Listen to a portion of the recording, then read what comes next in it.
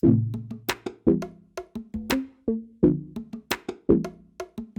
everyone, welcome to episode 26 of the Miami Tech Pod. I'm Cesar, and Brian Breslin is back. He took a little break for the last couple of weeks, but Will and Maria are off doing Will and Maria things. But don't worry, we have a really cool guest with us today on the pod, Suraj Hemnani of Weather Creative. He's the co-founder and has been building Weather Creative, which is known for really awesome apps like Weather Puppy and Weather Kitty in Miami since 2012. Suraj, welcome to the Miami Tech Pod. Hey guys, thanks for having me. What up, man? I want to kick it over to Brian because Brian says he has like some embarrassing stories from you from like middle school and you guys go way back. So like Brian. No, I can't share any embarrassing stories, but Suraj and I have known each other for over 25 years at this point. The vast majority of our lives. And so Suraj, it's an honor to have you on the pod. We love having true Miami like OGs, like people who've been here from, through all sorts of wild ups and downs of the community and the city, because one of the things that I love about this podcast is it teaches non-Miamians and new Miamians like the nuances of our super weird culture, right? Because let's be honest, Miami's culture is so different than any other city in the United States that it needs its own sort of guide. But absolutely, yeah, we have our own lingo for sure, right? Mm-hmm. So, when you come here, it's definitely a bit of a culture shock, I think, but it's exciting, I think, for everyone coming here to see something that's so different. Mm-hmm. Actually, inadvertently, you guys might have to rename or rebrand the podcast to the Key Rat Tech Podcast, because this is the third episode in a row that you guys have had a Key Rat, right? You guys had That's the amazing. Paddle Founders, and then you guys had Alexandra. Yep. And we threw it. There was a Sir Pizza reference, which was completely legit. You just got to go in there and you have to order your pizza with ranch to do it like a local. For context, for non-Miamians, a Key Rat is someone who grew up in Key Biscayne, which is one of the neighborhoods near the core of Miami, or on its own little island. I mean, and Suraj is, I think you were one of the first friends of mine that was a Key Rat. So there we go.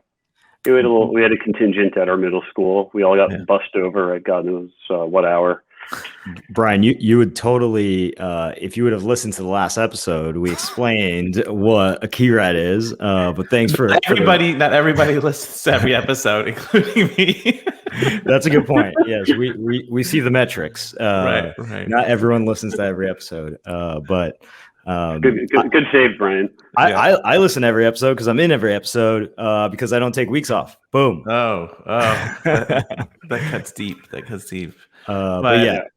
So Suraj, give us a little bit of background. Tell us about who you are and how you got to starting working on Weather Creative, and sort of it can be as in depth or as quick as you want. Sure. Well, so our company is not a unicorn yet, but I'm a bit of a unicorn in that I was born and raised here in Miami. It's not often that you find folks like us, but went to middle school and high school with Brian, went up to UF for college, and after that worked at a family office doing all sorts of financial analysis. We were advising a hedge fund as well, and that was fun for about a really crazy year. And at that point, I just wanted some international experience, and I moved down to Brazil, São Paulo, to be exact, and worked for IDC. Well, worked on contracts for International Data Corporation, which is IDC, doing competitive intelligence, and so got a year of consulting experience. How was São Paulo?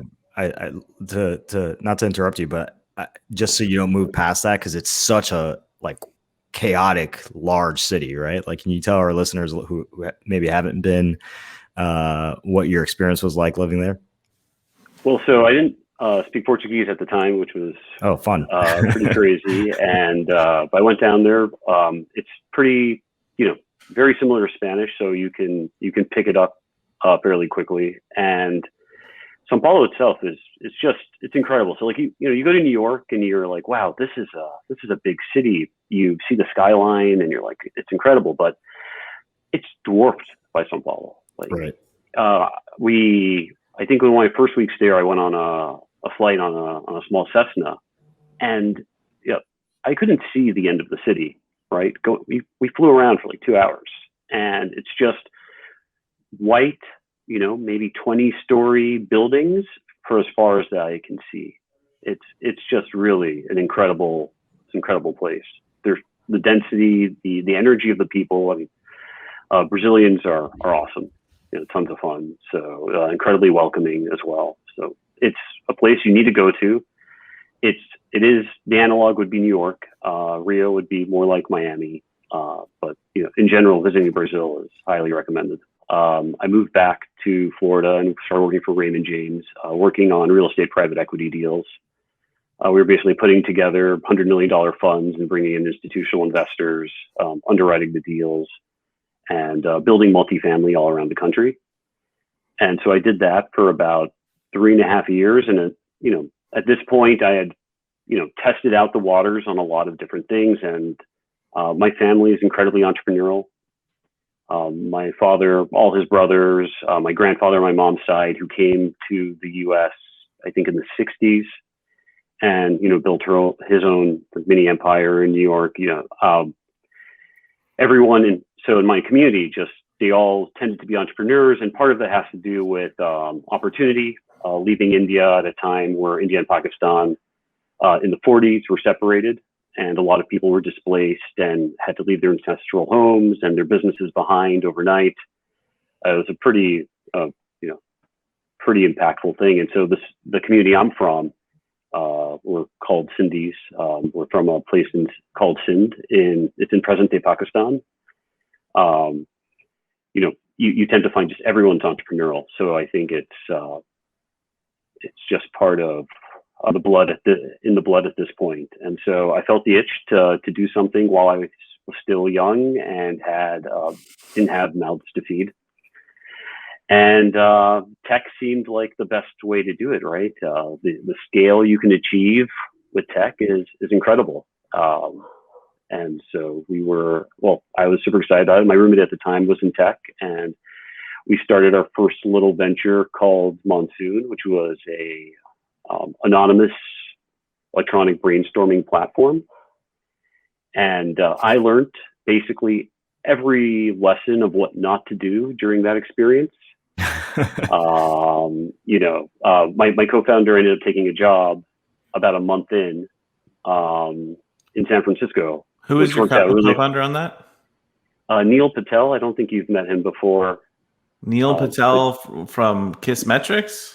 A different Neil Patel. Okay. There are many. Okay. This one ended up, he went over and basically became the head of tech at NerdWallet. Cool. They've done well. They've done very well. I think they're going to IPO, in the next year or so, if the climate stays appealing to that. So he was there for a while and, has moved on to other things. But however, so I lost my tech co-founder of like a month into the project, and I tried to go it solo, and that was a terrible idea at the time. But I also, didn't learn, or I didn't know much about market validation. Mm-hmm. Had books like The Lean Startup, for instance. These are things that were just becoming known and accessible. Right? We're talking about like 2010. If you're on the West Coast, this stuff was a lot more known. And one reason I'm really excited about what's happening here in Miami Tech, and I think we're going to be able to actually build things, is all this stuff is democratized now, right? Like you can do YC school from your laptop, but all the basics are kind of out there now. Whereas at least then I was kind of just going by the seat of my pants. Oh, absolutely. I mean, look, all the 2000s, I think, when we both got out of college and sort of that decade of the 2000s, it was all like you had to figure shit out on your own. Like there wasn't like neither of us had the mentors or the network of mentors to, like I know, at least in my case, my parents are both college professors that teach no subject anywhere remotely adjacent to business. And like, if I needed advice, they'd be like, talk to your uncle Rick, the lawyer. It's like, he's a real estate attorney. I don't know what he knows about, startups or something. But yeah, I think so much of that decade was just figuring shit out and learning shit on the go, Yeah, which I think really now opens it up for what we're seeing now, where tech can be built anywhere, right? Because the information, the tools you need are now available to everyone online. Anyway, so I did that for a few years, and I had met my co-founder at the time, Shiv, and he's an engineer by trade, but he also has a great eye for design. And we had been talking about a venture scale idea, but we were drinking buddies, and we had no idea if we would work well together. And so we said, like, well, we should work on some sort of project and see if we actually like working together, basically founder dating. And he had one of the projects he was working on as he was getting into iOS development. One of the things you always do when you start learning iOS or Android development is you build a weather app. It's one of the projects you can build that's actually useful to people. And so he had a really fun one that had puppies and the weather that he was noodling on. And I thought it was a fantastically fun idea. Really, I love dogs and help out a lot with dog charity. And, I was like, well, why don't we take this for a spin and see how it goes? So we spent a couple of months working on it. And actually, we knew we had something because we went to a refresh event. Ooh. And I saw a girl who I'd never met before. And I was like, but this is probably our target market. And I was like, excuse me, can I show you this product we're working on? That girl was Maria. Okay, hold on. So you just randomly went up to the biggest dog lover in Miami-Dade County, and you're like, yeah. Hey, I have a project, and please describe Maria's reaction. She probably wouldn't like it if I described it as a squeal. So we'll say it's more of like a shriek of delight. It was a burst of joy. Absolutely. And I was like, okay, yes, I'm not crazy. But so did you use this sample size of one to validate your business idea? Because if you did, not. I mean, wow. I hope there was some A/B testing. Did not.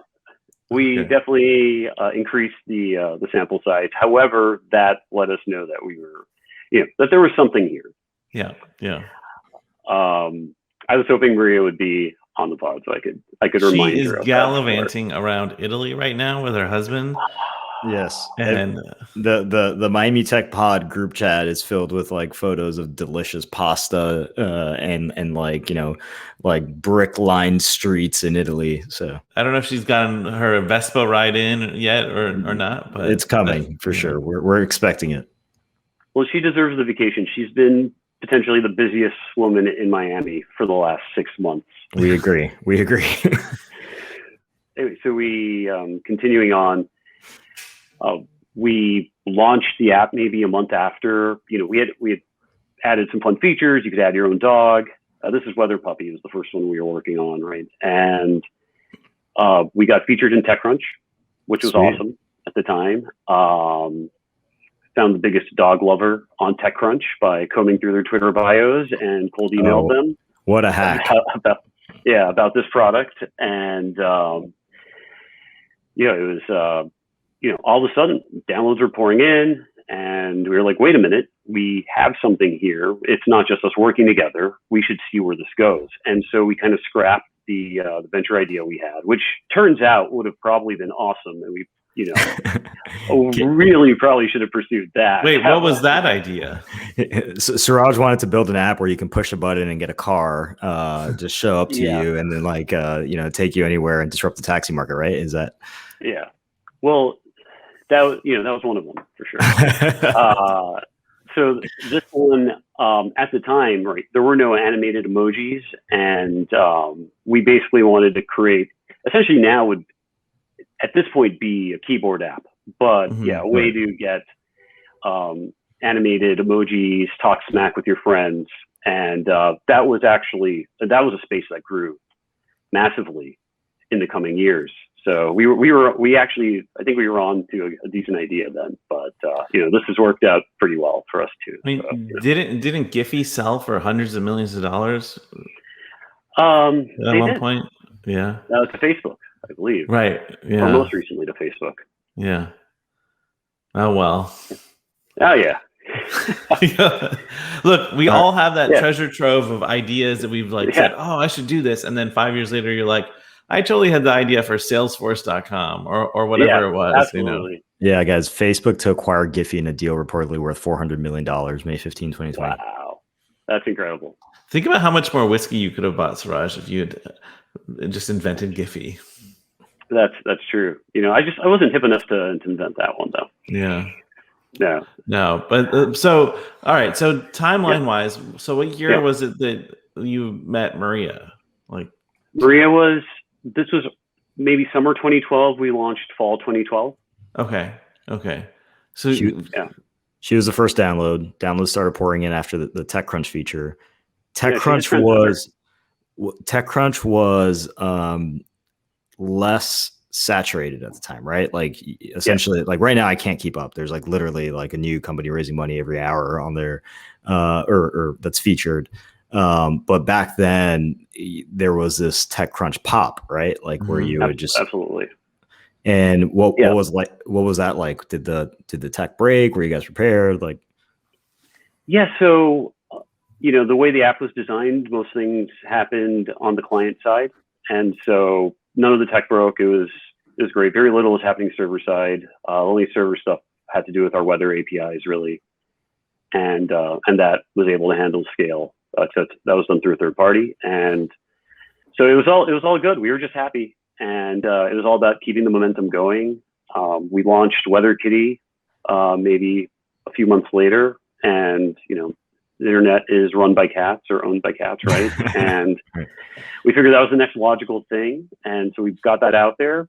That got covered also, and I think the main reason we got covered was we were raising money for animal shelters in the app by that's awesome. Selling basically co-branded in-app purchases.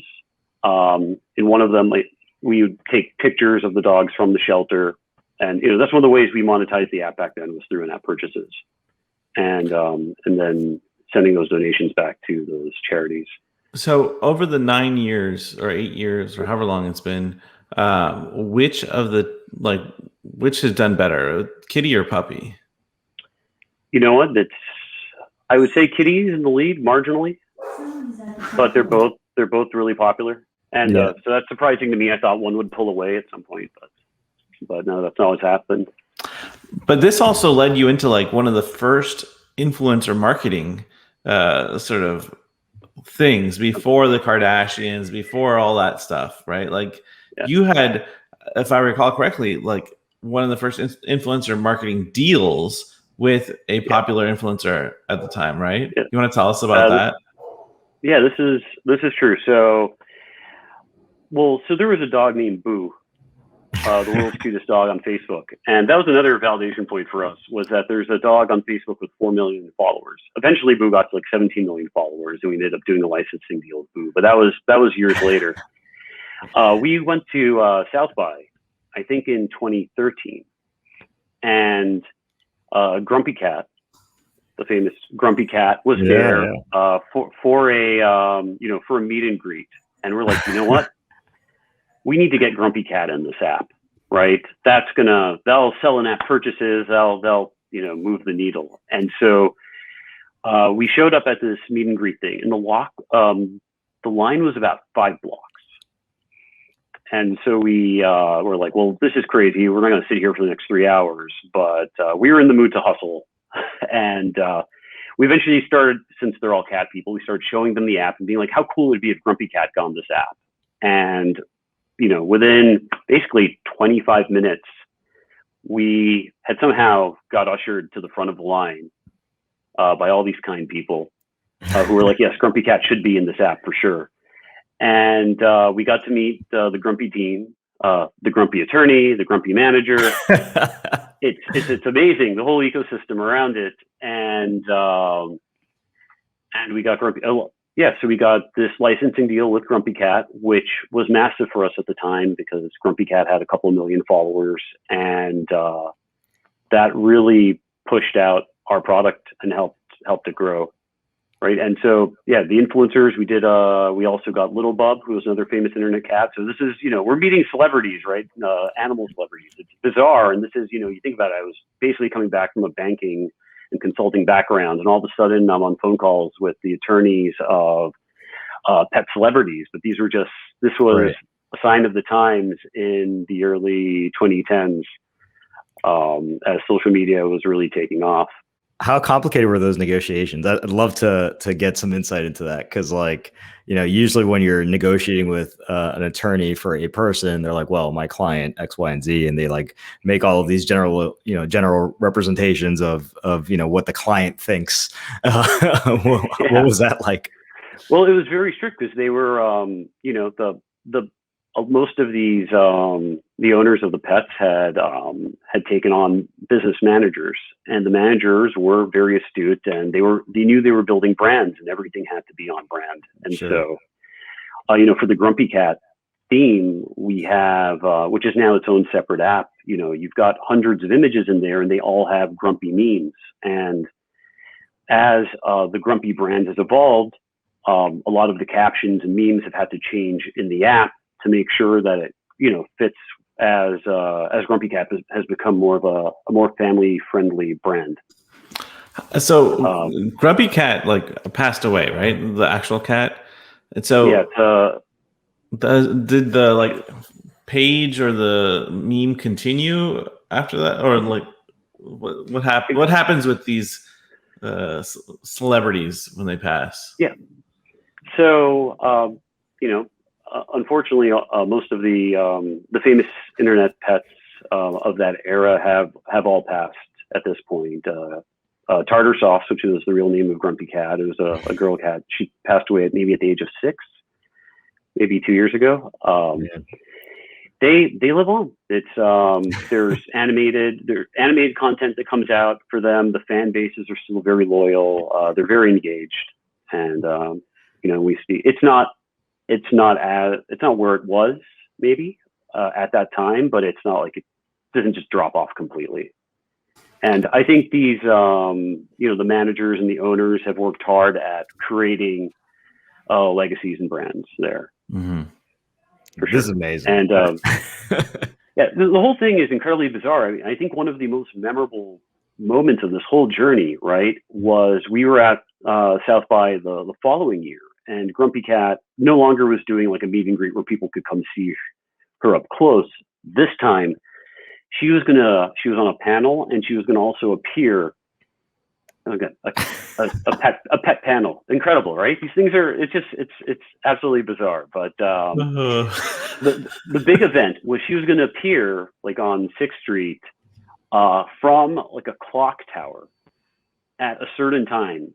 And so we ended up going like backstage for this event. So we're back there with the team and the owner and hanging out. And at like 7 o'clock, they opened up the window and hold Grumpy Cat out there like little Simba.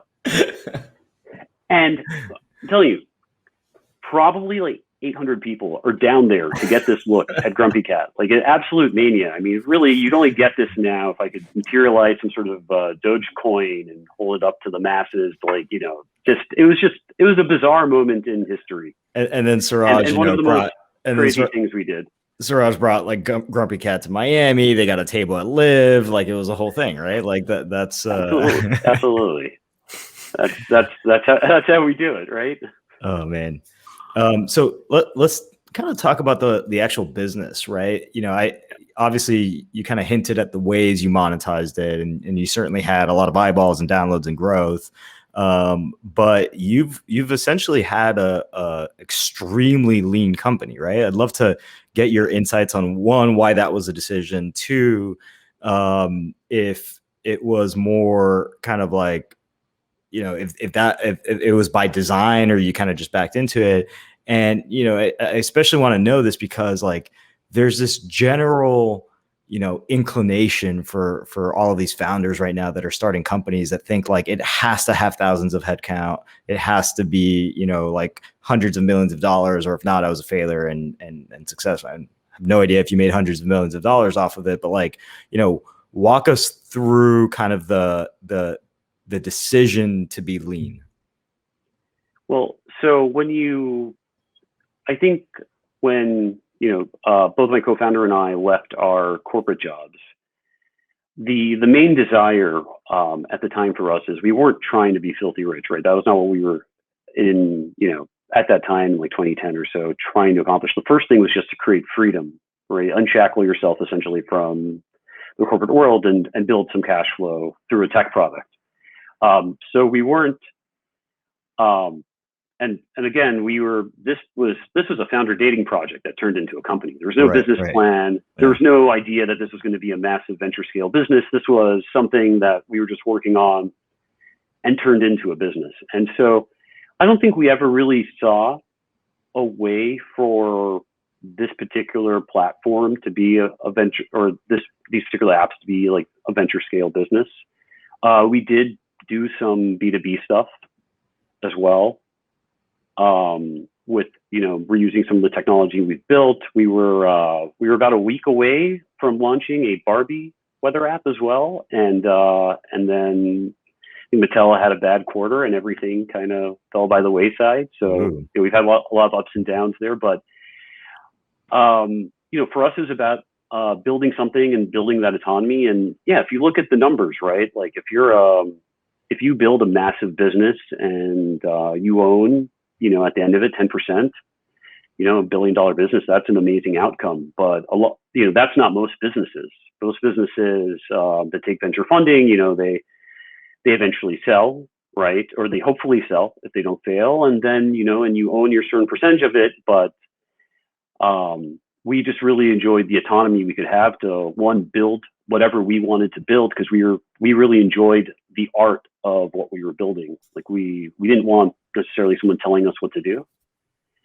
And at the end of the day, if you own 100% of the company, it's still a pretty good financial result. So I understand the pressure to raise and to try to build something massive. And I do think that's what the ecosystem needs. We do need some big winners, right? Because once you get a bunch of employees and you get a bunch of founders and they're flush with cash, they tend to reinvest in the ecosystem they're in, right? So I think that's something we've been waiting for. It's for a couple of huge home runs to then kind of seed the rest of it. And in this last year, we've seen so much money come in, which maybe means it's not necessary anymore, but I think it still would be important to show that we can build. It's important to show that we can build here in South Florida and to still get that like reseeding, that the money recirculating into the ecosystem. I think I'm with you on that, but I think like your comment of like, do we really need that money to be recirculating? I think we do long term, because it makes for a healthier, more circular economy, right? And that like, I wish there were more millionaires created out of Chewy than there were, or out of Ultimate Software, or whatever, right? Because I want those people to come back and build $10 million companies that, are solving little problems that they saw at Chewy that no one else is seeing, right? Because part of these big ecosystem players, one of the things they do that we don't realize is like they expose a lot of people to big enterprise problems, right? And that's what, like this is something I see like working with so many college kids, right? They're not exposed to any problems, right? Like there is this this sort of lengthy time period where I would see the same ideas over and over, and I referred to them as mom ideas, because as people like the kids' only exposure to an inconvenience now is that their mom isn't around to help them clean their rooms, make them food, help them with whatever, right? And now, so like it's a lot of it is we need more people to be like feeling problems in order to come up with better solutions and bigger solutions. Brian, you just said something super important. Sure, we're seeing, you said like, I wish Chewy would have created more millionaires that Aren't we like heading in the wrong direction though from that? Because like these massive valuations aren't necessarily like trickling down to like the like third, fourth, fifth through 10th employee, right? Like they're still getting the same package, just at a company that's valued a lot larger, right? And I feel like some of these companies, and maybe I'm wrong in how they're structured, but they're still giving like the same monetary value of like what, you know, the second, third, and fourth engineer should be getting, not the same percentage of the company that the second, you know, fourth and fifth engineer should be getting. And then it's just like divided by a greater number at the end. So like after dilution, when they get big and all of that, it's not actually like as beneficial than if you were like, you know, a larger percentage of a $5 million market cap company that grew after that, right? Like, am I thinking about it the right way, or is it still like the market for that, you know, first wave of hires is still off of like, you know, basis points and not like monetary? That's an interesting dynamic, because I mean, look, first off, you have the dynamic that a lot of the local companies historically, until like the last year, felt they didn't have to compete on comp packages, right? And so, like, I'm sure a lot of the early, like, engineer number 4 at Chewy probably got paid 120 grand and like maybe had a token amount of stock, but that was a good salary for Miami or for Fort Lauderdale, right? Which is even lower than Miami 9 years ago or whenever they started, right? Versus if he had been in Chewy, California or whatever, he would have been paid 150K plus 80K worth of stock a year or something like that, or 100, you know. So I mean, that's an interesting thing to think about, is that whether or not those comp packages priced in dollars versus in percentages has a cascade effect. I know that a lot of those big companies were not very generous with equity distributions early on, and like there's some big companies here now. Yeah, that's over. Like, no, but there's some big companies here now that are newer that haven't like had an exit that also aren't generous with their equity to their employees. I'm not going to name names, you know, but like, sure. It's really interesting to think about, like, how does that trickle down, and like, how does that work with retention and also remote competition, right? Because like, if you're underpaid at Chewy Miami, you know, why don't you go work at pets.com or whatever from Miami, you know? Suraj, what are your thoughts of just the overall amount of money in the ecosystem that we're seeing, like in terms of, you know, seed rounds and Series A's and even Series B's, right? Like, you know, there's someone who tweeted kind of like I'll get their name and shout them in a second, but like who tweeted some metrics on how much we've raised in the first 2 quarters of 2021, and it's essentially $1 billion of venture funding has gone to Miami companies.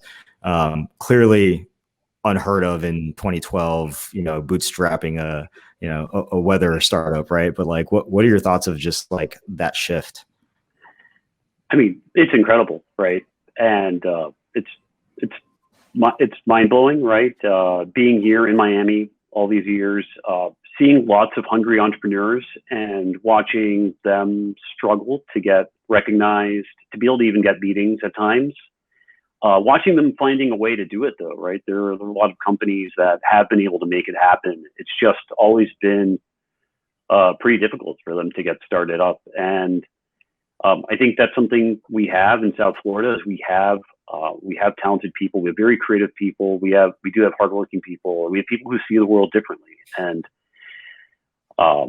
you know, I think maybe we haven't always had a ton of tech talent down here, but that's something that is getting corrected. It's incredible to see this money here. It's going to open a ton of doors, right? And you can see what it was Lulu that raised, was that announced yesterday, right? Yeah, $18 million Series A. We're gonna have Matthew and Michael on the pod this month talk about it. But awesome. Yeah, I mean that was you know, it was definitely a pinch me moment for those guys, because you know, they did not expect this to be you know, you had multiple top tier VCs, global VCs, right? It was led by Founders Fund and Khosla, and of course there was like, you know, other really big names. You had like Bill Ackman put money in it. You know, you had Florida funders were participating in the round. There's several like, notable investors on that cap table, but like, that was multiple pivots, like a lot of ramen, like a lot of zero balance bank accounts for those guys. And I'm sure they'll tell their story in a much more entertaining way when we have them on the pod. But yeah, like that's a very large Series A for a Miami born company built in the dorm room. Yeah, well, I have an interesting question for you guys, like, or at least interesting to me. Like, I remember back in 2010, like that sort of era, like whenever I'd go out to Silicon Valley, there was all these companies that raised tons of money and they were spending on ridiculous shit. Like you would go to a company like party and fucking Coolio or Kid Rock would be performing for like 100 people, right? You would think that Miami companies, since Miami's known as like the party town, would be doing similar types of ridiculous things. But I haven't seen that here. Like, do you guys think it's just because of COVID put a damper on that, or because we're not as party oriented as our image would portray?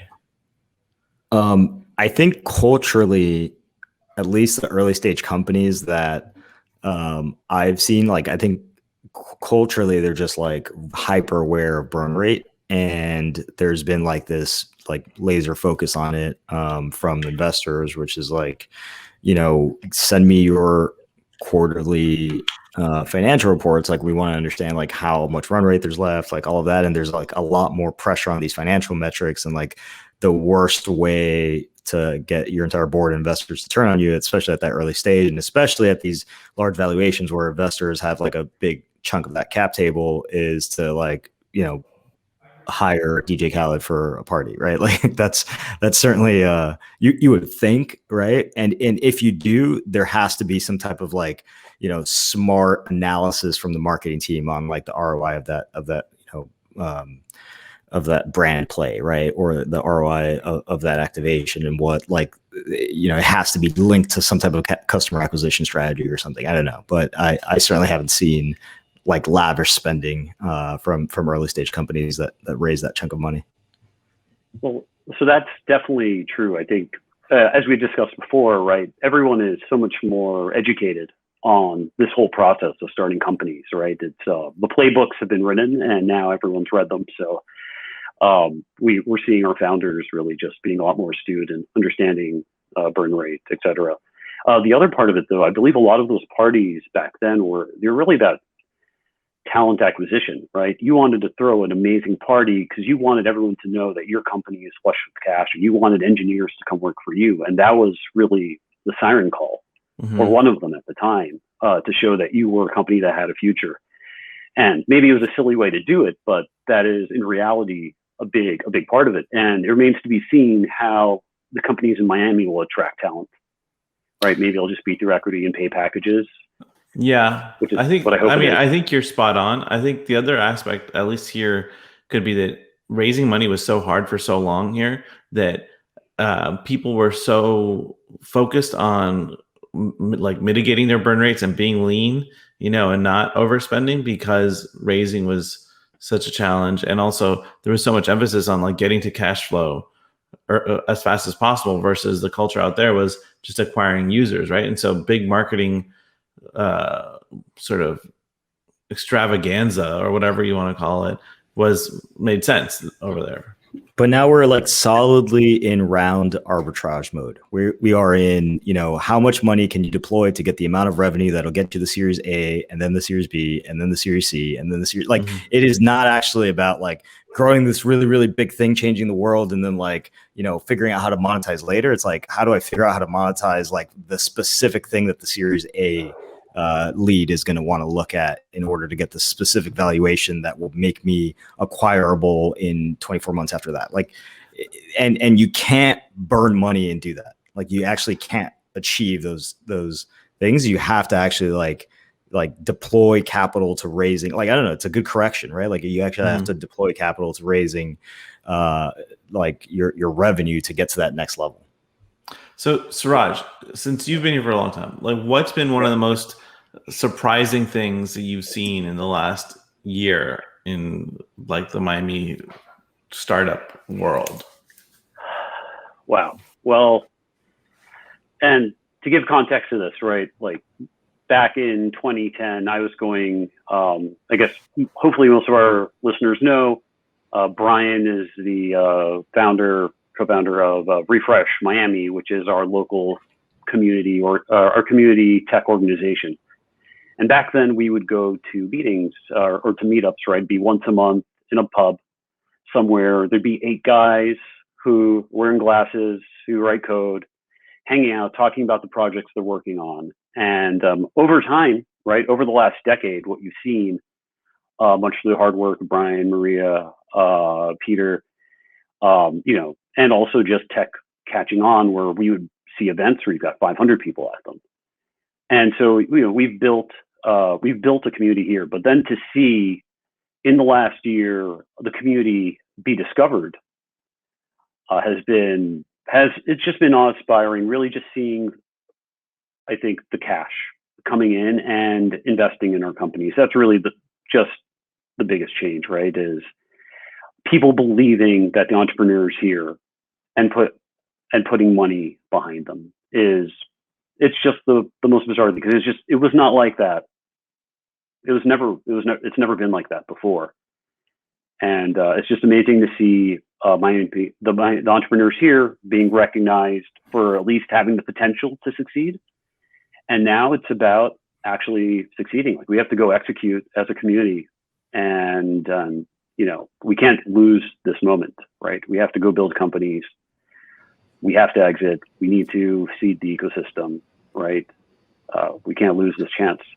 Do you think this is going to so the influx of folks, or emigration to here to Miami or whatever, or migration, do you think that's going to put upward pressure or pressure on the locals to step up their game? The people who've been here for a while. I think it will for the investors for sure. But what do you guys think? I think it will. And I think we'll attract a lot of hungry people too. As soon as South Americans are allowed to travel to Miami again, right? Because right now, my family in Brazil, they can't make it here.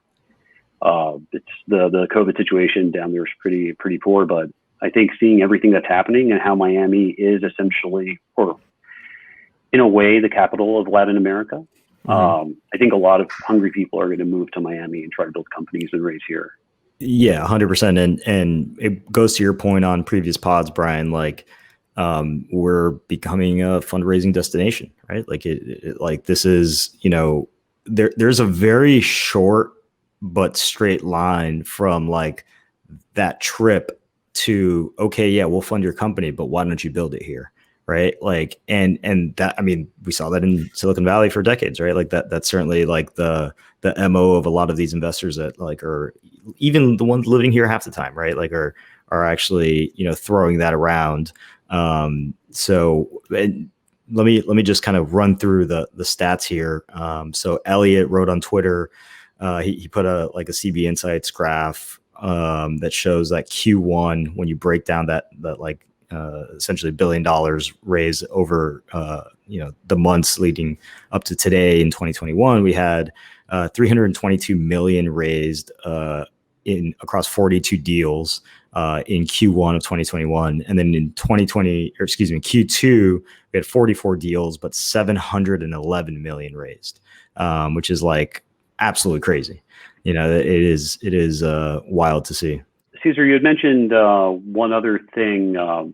You had mentioned how in this ecosystem we have acquisitions as well when you raise, and that's obviously it's one of the exits. I was reading this morning that President Biden is going to release a bunch of new executive orders, one of which will potentially make it harder to acquire companies by bigger tech companies, right?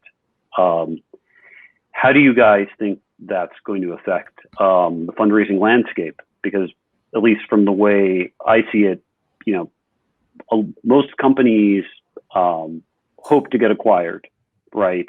If they're not going to run away and be an absolute success, right? So that's 1 out of 9 out of every 10, or I'm not sure what the ratio is, but that's something I find concerning. Not as something in the ecosystem. I wonder how that's going to affect it.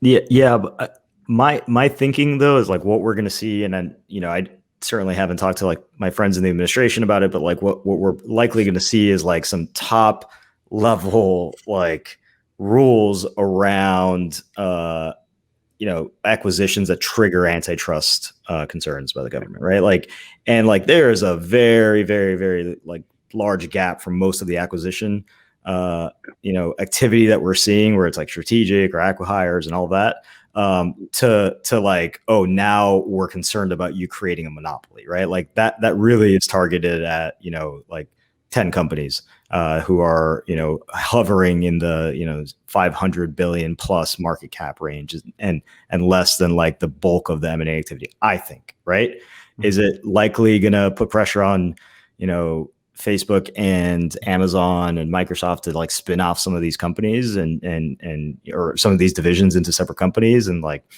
possibly, right? But like it's going to be interesting, because like if they announce that news, you'll start seeing those valuations actually spike ahead of it, and then you have like individual but larger companies in aggregate, right, spinning off of each other. And I think it'll be interesting to see like whether that has the intended effect that the administration is hoping for. I mean, I want to first point out Cesar's subtle flex there that he dropped. My friends in the administration. He refers to President Biden as just Uncle Joe on his phone or whatever.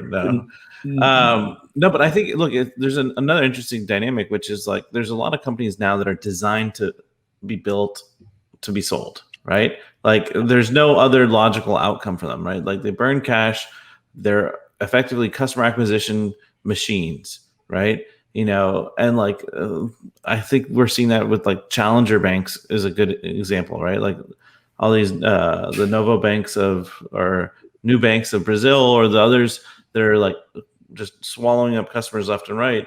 But the reality is they're not that profitable, but they can acquire customers at a much cheaper cost than a traditional Citibank, right? And like, will that model shift because to something where they have to be making money, right? Because they don't have that necessarily that exit opportunity, and their liquidity path has to be to IPO, right? Or something like that, because the bigger banks can't buy them, or the bigger tech companies can't buy them, right? And so, but like one pet peeve of mine is all these folks trying to like sort of rewrite history and act like 8 years ago or 9 years ago, like they knew that Instagram was going to be this big. Like, come on, like right. Or WhatsApp, right? Like there's got to be a statute of limitations on. Everyone laughed at Zuckerberg for the WhatsApp acquisition. They're like, "You paid what? Like that's insane. They make no money. This is stupid." Like, all of these things were ridiculed back then. Like all of these like major like overpay, like, oh, they paid $1 billion for a company with 5 employees. Instagram, it's just a photo app. Like that's stupid. Like that was the narrative. And now it's like, oh, too powerful. Break it up. Like, yeah, I'm with you. I bet you Instagram is probably worth about 200 billion just spun out on its own. Yeah, probably.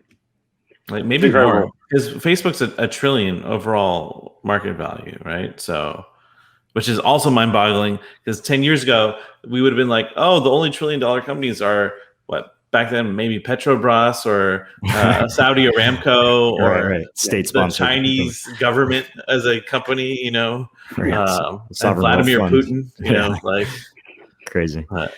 All right, guys. This was an awesome episode, Suraj. Thanks for joining. Loved the stories of the old days and the company that you've built.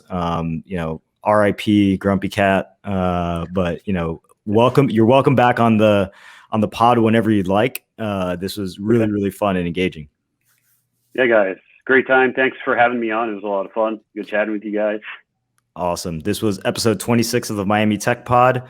Check us out on Twitter at Miami Tech Pod. Like, subscribe to the show, and make sure that you tell your friends. We'll be with you in episode 27. See you next week.